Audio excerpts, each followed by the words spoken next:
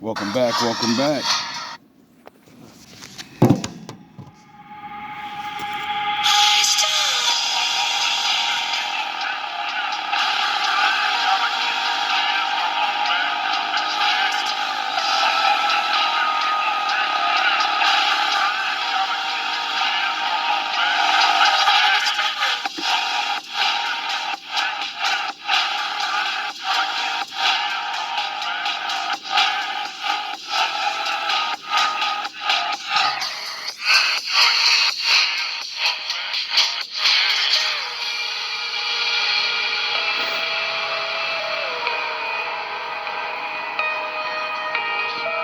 Shout out to the Wolves. Salute to the ninjas.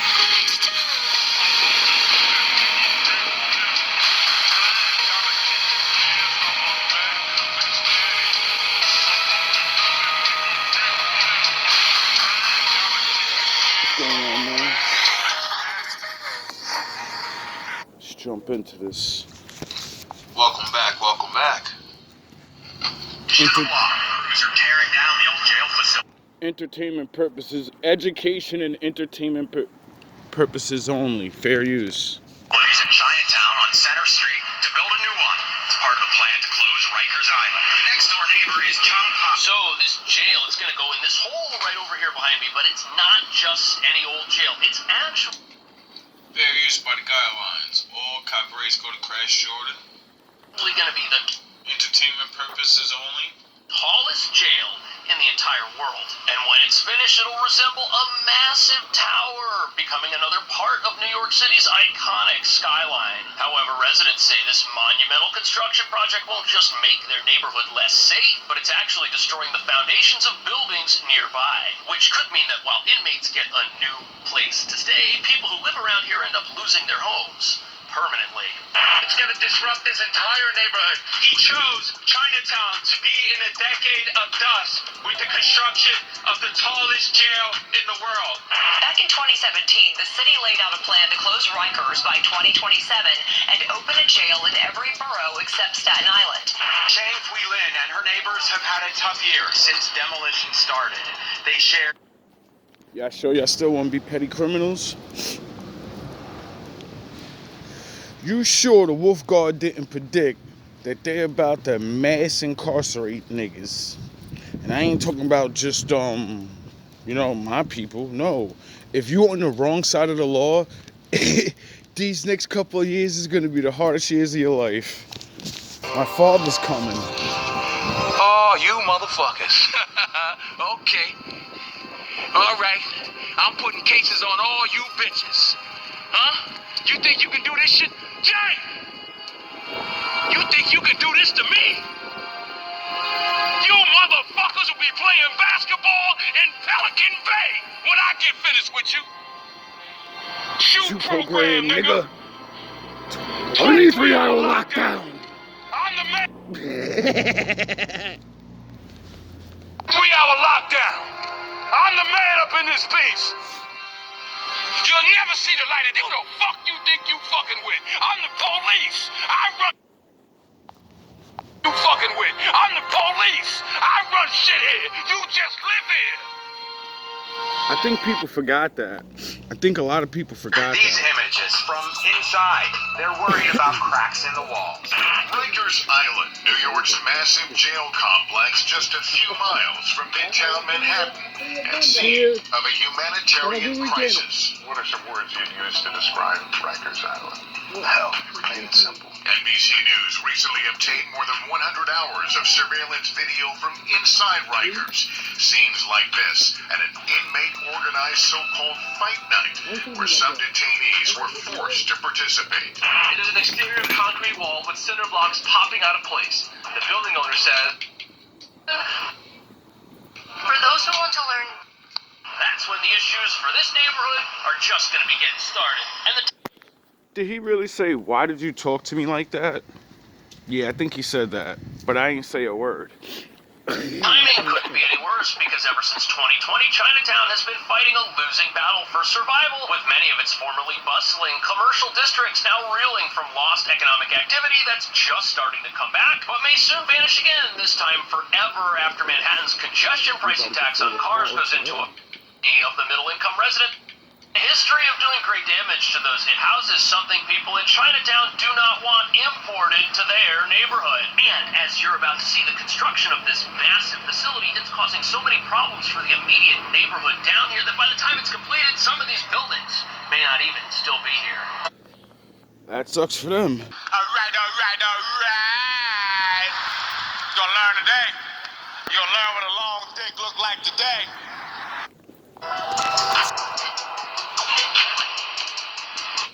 Shaking, people inside think they're gonna fall down. It's frightening, but that's because if your goal is to build a massive jail skyscraper that scares the living daylights out of people so much so that they straighten up, you're gonna have to dig really deep into the ground, and that's what it looks like they're doing over here. Especially over here, we can see the nearby construction in this hole next door. Even though the construction plans there were signed off on by the buildings department, is gonna hold over 1,000 inmates. An eyesore, and it might make the neighborhood worse. And it's apparently what the finished thing is gonna look like. It's gigantic and it's black. It's like a Death Star. This is gonna be an eyesore, and it might make the neighborhood worse. And when this facility ends up being completed, it's gonna be 300 feet tall, and it's gonna hold over 1,000 inmates.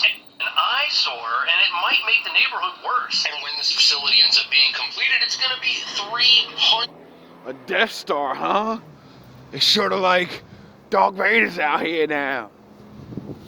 Yeah, you niggas is going to prison. 100 feet tall, and it's gonna hold over 1,000 inmates. And it's hard to see how building a massive, ugly, hideous tower is gonna improve the neighborhood. It's certainly not gonna make it more beautiful or more functional for the people who live here. They're not gonna get anything. So that clip was from. So choose. Let criminals keep believing they can do whatever the fuck they want to your neighborhood, rob from your stores like they've been doing in New York, and steal your business and fuck your shit up and then go sell your shit over and over and then put you out anyway. So you choose. Either you're gonna have a big ass prison in your neighborhood now, or they're gonna run you out your neighborhood. Fuck you talking about? Oh yeah, if you policed your neighborhood, you know, maybe you won't have to deal with that. 2 years ago, and obviously those. This as far as the inmates are concerned, obviously a dangerous jail isn't good for anybody. Apparently people at Rikers Island miss their court dates, don't get to meet with their attorneys, don't get visitations. But this particular facility, it's being built near the courthouses. Those are just on the other block here. It'll be convenient. From a court's operations perspective, however, the neighbors here, they're not having any of that. And it's not just about Yeah, are developers going to say, you know what, I don't want to build buildings near this jail because of how hideous it is? They're borough-based facilities. But before we get into that, you've got to understand that the city, they're saying that they're not worried about any of these buildings like this one right here behind me getting damaged throughout all of this construction. Accidental damage? Really? If you're a resident in one of these places and you feel it shaking and you felt it shaking over the last 9 with this plan to build this jail, they've got no choice. At least that's what they're saying.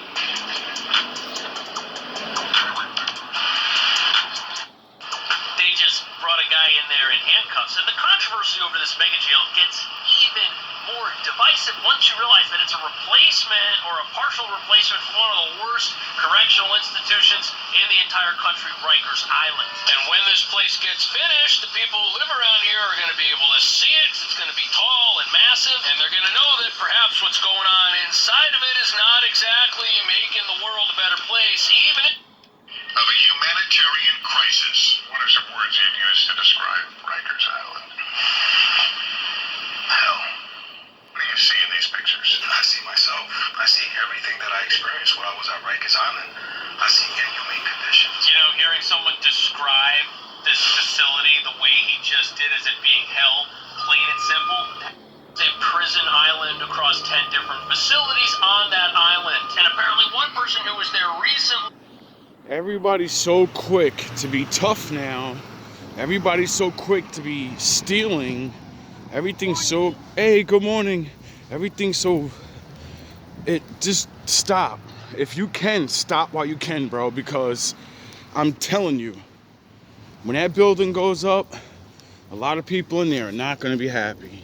We recalled some appalling conditions, overcrowded spaces, broken toilets, unsanitary living conditions everywhere. And that's not even the worst of it. Apparently, when people are transferred out of this detention center, perhaps to go to a hospital and get minor work done, according to the Daily Mail, they may be preyed upon by doctors who tell them that this is their last chance to get... Sound the horns? That's on his screen. Who lives in this neighborhood is going to be towered over by this prison facility, which may in fact be a place where people are being treated in an inhumane manner. You can't blame residents for thinking that the same stuff that's being reported as happening in Rikers is also going to be reported happening in their neighborhood. The inmates run the facilities. The footage came to light as part of a lawsuit brought by the New York County Defender Services on behalf of a client awaiting trial, who argued he should be released because of the unsafe conditions inside Rikers. In a groundbreaking decision to make the world's tallest jail just as bad, if not worse, I spoke to some people that work Sound the horns. here in corrections. They said it's going to be real nice inside that place, but if what happens to those people because of the other people in there or lack of controls isn't very nice, it's not going to make anybody's life better. Apparently, Alright. Gonna learn today. I did around all of New York City. They're treated worse than many prisons in which people are fully convicted. Was it possible to come to a place like Rikers and melt in and not be affected by any of this? I don't see how that's possible. The court appointed Changed forever, and you hadn't even done anything. If you're found innocent, not guilty. But now we're back at the beginning of this whole story. Here we've got one of the world's worst jails. We're going to spread that pain and suffering around to the rest of the city, and no neighbor... Alright. Gonna learn today. wants this, especially not this neighborhood. They're the people who are usually at... This place exists, and that makes it kind of hard to see what the benefits of building this actually are. It's going to transform the skyline. There are some who say the city will end up being less safe, and neighbors are worried about what the construction is going to do to their... A good idea. Is it going to scare people into reforming their ways, or is the city actually going to be less safe because of it? Let me know. Flyers, the government's expecting another night of widespread looting. People of New York are begging for first responders are either dead or resources are... So, remember that game I keep talking about? Not Apex Legends, the one they distracted me from. Division 2. Well, this is the beginning of Division 2. Treat them like animals. It's not our job. We're not trained for... During the collapse of New York City, many hostile factions rose, using the devastation and lawlessness to quickly gain power and territory in the area. One of those factions is the Rikers. The Rikers are probably one of the most straightforward factions in the division. With these guys, what you see is what you get. There's no hidden agendas within this group. They simply want to create chaos in the wake of the outbreak. The Rikers originated on Rikers Island, which totally explains their name now that I think about it. Rikers Island is New York City's main jail complex. The island is home to one of the world's largest correctional facilities and mental institutions. It has an average population of 10,000 inmates at any time. I think if this is Gotham City, that would be Arkham Asylum, right? Wouldn't that be Arkham? Rikers has a reputation for abuse and neglect, and is ranked as one of the worst correctional facilities in the United States. Following the outbreak of the green poison, prison guards stopped turning up to work, and a number of the ones that did were sick with the virus. Medical support and supplies were cut off from the island, as the general consensus from officials and the public was that resources were better spent on the public on the mainland. Essentially, the prisons were being left to fend for themselves until the situation on the mainland had been dealt to. The inmate population was compiled of various gang members, but given the situation, they decided to unite under a single leader, and as one unit, they were able to organize an escape from the island. But how did they escape Rikers Island? The reduced guard presence made it relatively easy for the guards to be overpowered. Taking the guards as hostages allowed them to make their way through security, and once they had a clear run of the island, anyone with a badge was executed in a bloody, brutal fashion. This new collaboration was a group of thieves and murderers, and they're ruthless. Now organized, their main objective was simple: enact revenge on authorities, kill everyone with a uniform, especially the JTF. Their next challenge was how they would get off the island and onto the mainland. The leader of this group of inmates, Lara Barrett, had this covered. An administrator of the prison had a bit of a thing for Lara, and through this relationship the administrator had organized a barge so they could sail away into the sunset together. But this relationship didn't last long. As soon as the plan was set in motion, Lara cut the administrator's throat. And this sets the precedent of how the Rikers would gain their dominance over New York City. What they lack in technology and training, they more than make up with violence and aggression. Their goal, to take advantage of the current situation in New York and claim ownership for themselves while slaughtering as many uniformed authorities as possible. Rogue agent detected.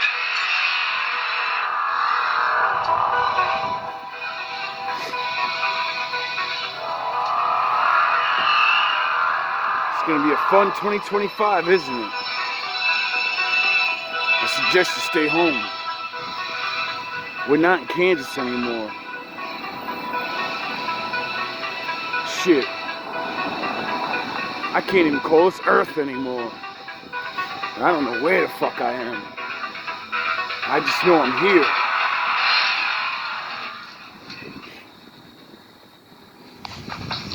So in the game Division 2, which takes place in New York, not in the storyline because I can't find it, but they put a building that's not in New York in New York. It's 100 floors big, and in the game, all the gangsters, you know, the Rikers, the fucking, all the factions in the game, like the bad guys, they all go to that building and, you know, but it ain't jail. You know? What did J-Lo say? If you know, you know. In 2001, a real-world exercise tested the emergency response to a bioterror attack on the continental United States.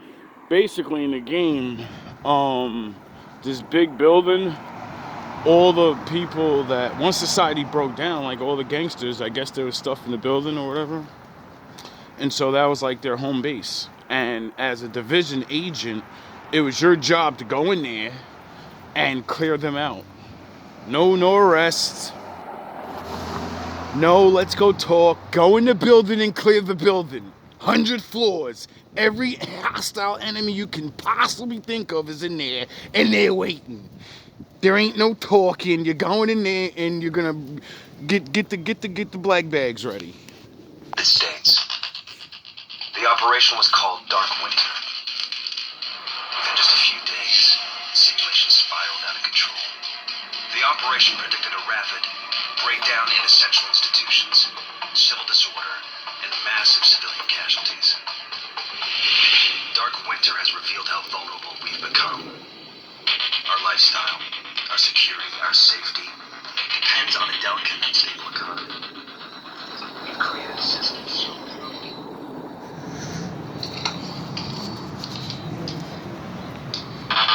oil, power, shipping, transport. We live in a complex world. And the more complex it gets, the more fragile it becomes. The system is built on a global supply chain that gets things where they're needed, just in time. We've created a house of cards. Remove just one, and everything falls apart. 7 months have passed since the green poison outbreak and the events that unfolded in New York City. Division agents have continued on with their mission of saving what remains across the United States, when suddenly their lifeline was severed. The SHD network, the backbone of their advanced technology and communications, goes dead, quickly followed by the backup protocol of a distress call that summons all agents to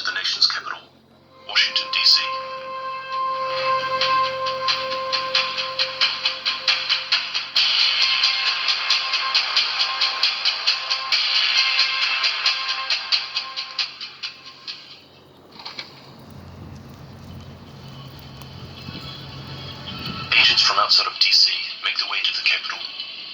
Fighting through the city, they come across what remains of the city's Joint Task Force, who have set up their base of operations in the White House. SHD coordinators on site fill in the agents of what's happening throughout the city. 3 hostile factions are fighting for control. Lucky number 3. The Hyenas, a group that is composed of several gangs who have come together as one under the leadership of a council to take advantage of the chaos that is unfolding. The Outcasts, a group made up of survivors from the Roosevelt Island quarantine zone. Their goal? To enact revenge on those responsible for their mistreatment and to the society that allowed it to happen. And the True Sons, a powerful group of ex-JTF who have lost faith in the government's ability to bring control to the situation at hand. The Division agents get to work finding the fault to restore the SHD network, but before they can achieve this, new information comes to light. Somewhere in the city, there may in fact be a cure to the virus that started it all, but also that the previously assumed dead President Ellis may have survived the crash of Air Force One. While clearing out areas throughout the city, the agents find intel on Ellis's whereabouts, and that he's been held captive by the Hyenas. The Division managed to clear the hostiles and extract him via helicopter. Back at the White House, Ellis confirms that there is in fact a cure, but not just for the green poison, but all viral infections. However, he is unable to access it without his briefcase, and this was on Air Force One when it went down. The briefcase was in the possession of the True Sons, and they were holding it in their HQ at the US Capitol building. President Ellis ordered the agents to do what it takes to cleanse the city of these hostile forces and return his briefcase. However, the Division weren't strong enough to be able to tackle this challenge just yet. First things first, they located the fault in the network and restored power to the Strategic Homeland Division and their agents. Aaron Keener, call sign Vanguard, was a first-wave Strategic Homeland Division agent who would go on to disavow the Division and go rogue. His intelligence and all-round cockiness has by far made him one of the most popular antagonists in the franchise, so when his partner's story suddenly ended, we were left asking a ton of questions. Fortunately, with Year 5 having now been announced, we can see that Season 3 will be revealing more details around Aaron Keener and his rogues. So for now, this video will be a recap of everything we've learned so far. Aaron Keener is a complex and ambiguous individual whose personality encompasses a range of traits and characteristics. He is known for his intelligence, adaptability, and strategic thinking, which have played significant roles in shaping his actions and decisions. Keener possesses a high level of intelligence, allowing him to analyze situations and devise intricate plans. His intellectual prowess enables him to understand complex systems and exploit their weaknesses to his advantage. He is a quick thinker, capable of making calculated decisions, even under immense pressure. Adaptability is another key aspect of Keener's personality. He has shown the ability to adjust and thrive in various environments, whether it be his military service, Wall Street career, or his role within the Strategic Homeland Division. The one thing that I loved about the Division game was the storyline, you know? You should check it out. And what also made me like the Division, because the storyline of the game is the government made a secret group called the Division, and in case there was ever a civil war, the Division people would activate themselves and they would start fucking, you know, if shit divides, you got to start getting shit done. And they weren't just regular police or military people. They chose anybody they wanted, and then they trained them, and then they said, go get this regular job, keep your training up all the time, don't do anything but train and get ready and be ready, just in case. It may never happen, but just in case, this is your new job. And when shit goes to fucking shit, you have more authority than everyone else. When you're activated, the only one that can fucking tell you what to do is the president himself. Your authority succeeds everyone in the land. If you got a, whatever the fuck you say goes. And if niggas don't say, and that game was like, the storyline is just so crazy when you start seeing like regular people, like they start telling their backgrounds, like, oh, I used to be this, I used to be that, and I was like, yo, this game is so crazy. It's just one of those games that, you know, just great storyline. Like, I don't know how the game never blew up. I mean, it did blow up, it did get really big, but then it stopped getting big. And then, I don't know, it just, like, this is one of the games that I think they could have made, like, 5 different games out of it. It's been so long, and they still haven't made, they're supposed to be making a new one soon. Hopefully. I know I'm buying it. Allows him to navigate different social dynamics and effectively manipulate those around him to further his own goals. While Keena's intellect and versatility contribute to his success, they also highlight his manipulative nature. He possesses a talent for persuasion, effectively convincing others to join his cause or carry out his bidding. No, you don't. Don't look, Gracie. Keep your eyes closed. These guys are JTF. They were. What happened here? They got shot. By who? I don't see any other bodies. Doesn't matter. Grab anything useful. We need to move. I think they killed those JTF guys. How do you know? Some of them were shot in the back. A few of them weren't even carrying weapons. Why would they shoot JTF? I don't know. I'm not sure I want to know. I mean, if they wanted to kill us, what's stopping them? You guys really started whispering. Get some rest. Tomorrow's a big day. I told you I'd get you to safety. I'm a man of my word. Now wait about an hour and then row as hard as you can for the other shore. You want us to wait? God, this part of the Hudson flows both ways. Right now it's a slack tide. The ebb current will make crossing a lot easier and faster. What if we're spotted? Oh, with this wind, you should have plenty of time to get across between patrols. Thanks for keeping your word. I remember what I said. This situation's only gonna get worse. Avoid crowds and assume everybody you meet is a threat. And you might have a chance. I hope your technical difficulties get sorted out. We'll manage. You about ready? In a minute. How long are you gonna sit there? They made it. They're safe. Can we go now? What's the rush? You got somewhere you need to be. You still haven't told me why we helped them. A guilty conscience. Is that what you want to hear? Trying to offset my misdeeds with a random act of kindness. Helping strangers doesn't really follow the movie, bitch. Why did the bad guy perform the act of the Bible? I'm gonna do a random act of oh, I think that's the thing I keep teaching you niggas about, and how to get the favor of the Lord. And you know, when the bad guys do the law. I just want to know if you're gonna make this a regular thing. Alright, what's with the interrogation? You put us at risk. I want to know why. Truth. He went into the building. He what? When we first saw him in the West Village. The smart thing would have been to get the hell out of there. That's what most people would have done. But he didn't do the smart thing. He did the right thing. That's bullshit. That's valor. So a bad guy saved the guy because he showed valor. As the city's falling apart, he goes and he has his fucking wife and child with him, and he goes to save other people. And this guy was like, he saved him because he was about to lose his life, and he got saved by this guy. One thing is the right thing. Maybe. Probably. But I didn't any wanted to survive. So it was a fireman thing. Come on, let's get out of here. We have work to do. It was a good guy thing. Recognizing the perilous situation and driven by a sense of duty, Keena decided to step in and offer his assistance. Despite the darkness that lurked within him, his checkered past and being a rogue agent, he understood the importance of protecting the vulnerable in times of crisis. Ultimately, Aaron Keena's actions underscored the multidimensionality of his persona. In the game, Agent Keener, Aaron Keener, becomes a bad guy rogue agent because his leader said he was. Was he a bad guy?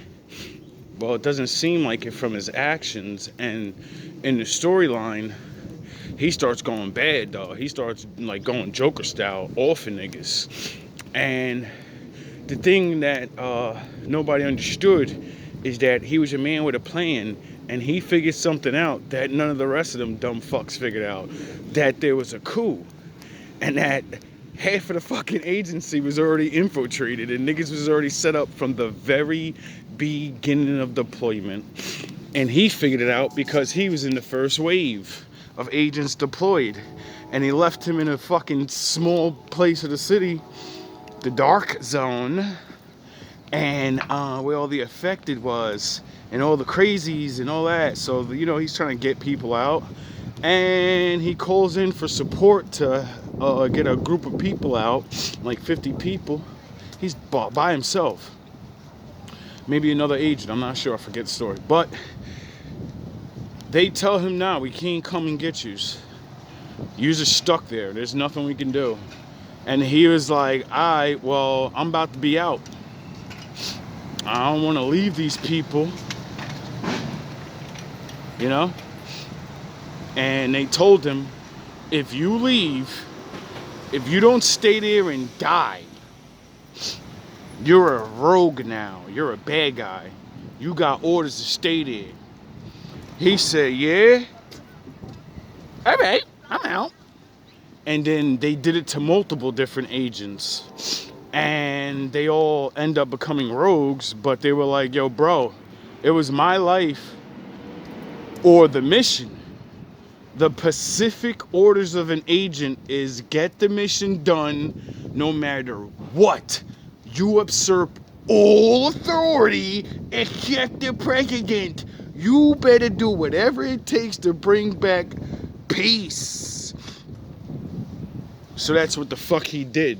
These stupid assholes thought he was a bad guy the whole time. What he really did was pretend to be the bad guy, make another virus, make everyone focus on him, and he recruited all the factions, all the Rikers and the bad guys in the town. He got them all to get down with him. Like, yeah, I'm gonna be a maniacal.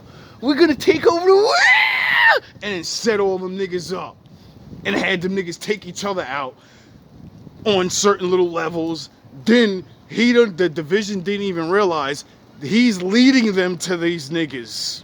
He's taking out the main niggas and then leading the division to their hideouts and shit. They don't even know what's going on. Then they keep coming in, cleaning up all his work, thinking they're saving the day. Now realizing, nah, nigga, you work for Keena and you don't even know it. The lines between hero and villain.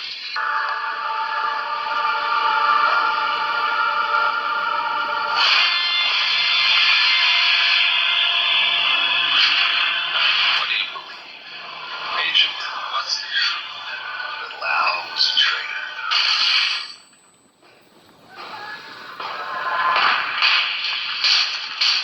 That Kelso has betrayed you. And that I am your enemy of friend. You want the truth, Agent? You'll come rise like the lightning. Come find me.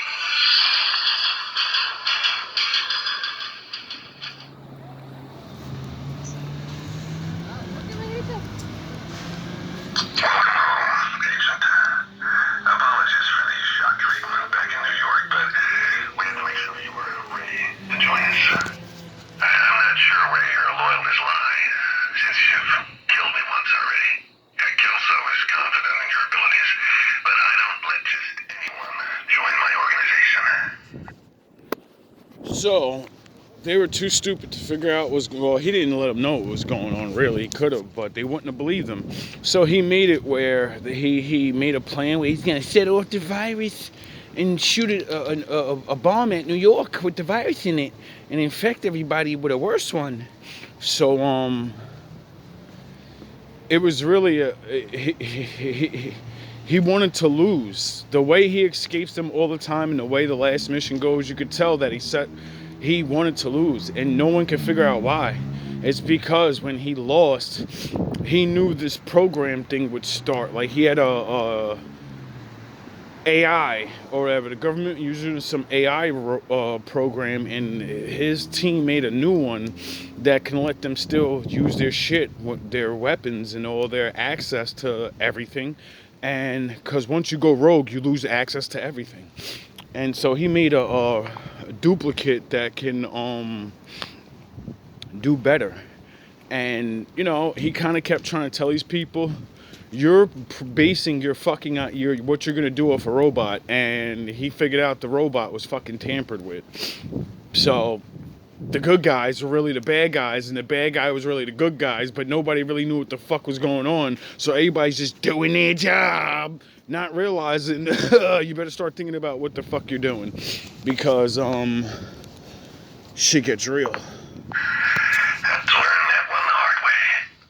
So, I put together a little test. See if you're ready to see how deep the rabbit hole really goes. I hope, when we finally meet face to face, you will understand who is the real threat to the division. Happy hunting. We learned that the original first wave rogue agent, Aaron Keener, was still alive. On top of this, Calson's decided to turn rogue. So, as this game for years keeps playing on everybody, you know, I love the game so much that if I love anything, I'm going to look up as much as possible about it. And there's other people like me that do that. So there was this guy that loved it more than me, and he did the story lore on every single thing. So when he did the Agent Kino lore, I watched everything on him, and I'm talking about like days worth of videos. So when I figured out before they released it that Kino was still alive and Kino was a good guy, I did a GMB TV episode on that. And I kept talking about it like I'll make my own division game called Soul Seekers, and you can go watch that. And it's me playing a video game talking about coffee, talking about Agent Keener still alive, and that I work for Agent Keener because he recruited me, and I don't trust him, but I can see that he's on to something because there's these new guy, the hunters, that no one can stop, and no one doesn't understand why they're not just taking us out. And so I played off that storyline, started creating my own storyline. Then all this stuff happened in my life, and I just stopped doing it. I wonder why. Join up with them. Thank you. The line between good and bad, agent and rogue, continues to blur as we find out that Keener was working with Fei Lao to take down the Black Tusk and eliminate the Hunters. Once again, Keener has reached out to us, extending an invite to join. Continues to blur as we find out that Keener was working with Fei Lao to take down the Black Tusk and eliminate the Hunters. I'm serious, I'm not crazy. And you can go to the address and verify the address is 3719 Back Road. Louisiana officials are addressing concerns about security around New Orleans after yesterday's deadly terror attack there. Meanwhile, police are revealing more about how the suspect reached the city. Fox's Rebecca Castro. This is real life news reports of like the last couple of days, and I haven't been paying attention to the world. And then, you know, I seen things, so I said, oh. Joining us live from New Orleans. The FBI now saying the driver acted alone. Rebecca? That's right, Christine. This is a big change from what investigators initially thought yesterday. There were concerns that there were other suspects potentially still out there, but the big development today is that now that this investigation has developed, they do believe the driver was acting alone. Some disaster or some terrible attack, Donald Trump will be chomping at the bit to unleash lies and the worst kind of bigotry. And we saw this before in Trump's first term. First as farce, when he famously drew in Sharpie on a hurricane map to make it look like his erroneous warning about where the hurricane would hit was actually correct for that one. I just learned that word. Tragedy when in the midst of his disastrous response to a once-in-a-lifetime pandemic that killed over 1 million Americans, Trump regularly pushed untested treatments like ivermectin that almost certainly cost many, many American lives. What leaders do during moments like this actually matter a lot. Genuine, tangible effects that can be for the good or can really hurt people. And so yesterday, within hours of the attack in New Orleans, we didn't know much, right? President-elect Donald Trump falsely suggested the suspect was an undocumented immigrant or someone who had crossed over the border in some way. He was not. In fact, officials later identified the suspect as an American Army veteran, born and raised in the US of A. Rogue agent detected. Rogue agent detected. Rogue agent detected.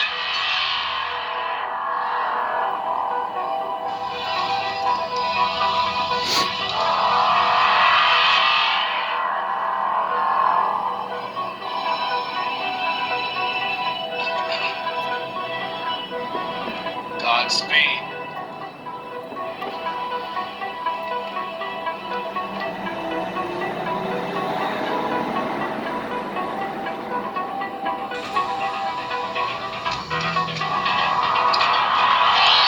All love,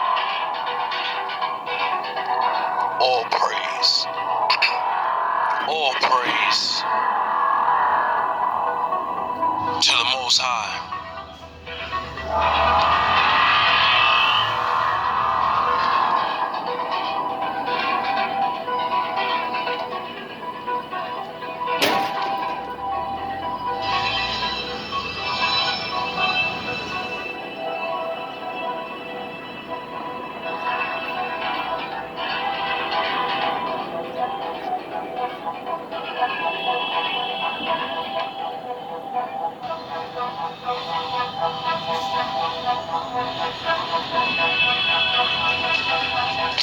You know Moses had a brother, right?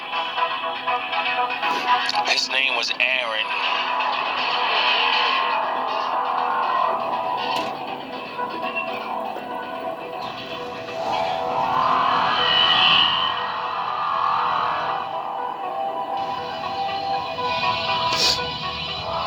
You know, like the guy from Division, Aaron Keener.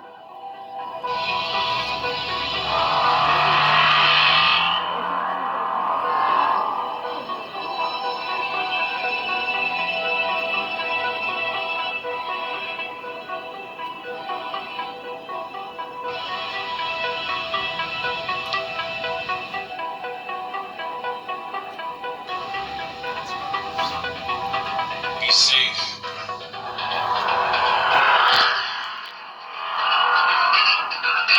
Stay vigilant. Shit, if you can, stay home.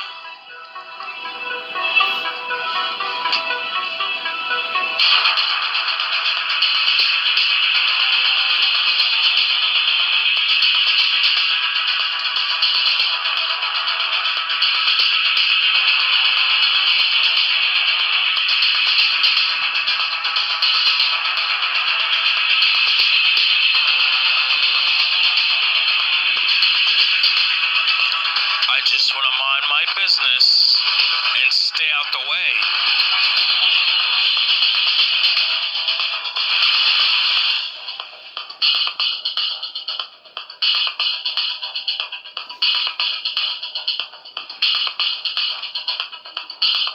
That's what my father told me to do. Mind your business.